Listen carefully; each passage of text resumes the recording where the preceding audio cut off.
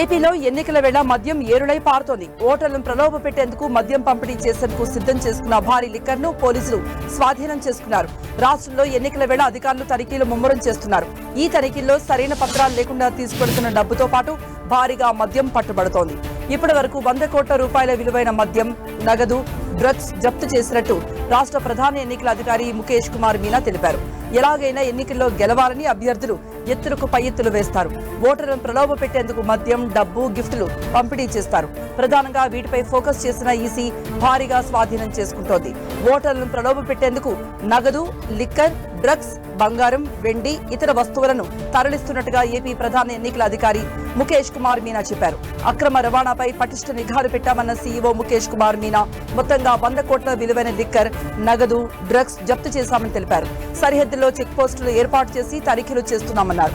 ఓటర్లను ప్రలోభ పెడితే కఠిన చర్యలు తప్పవన్నారు.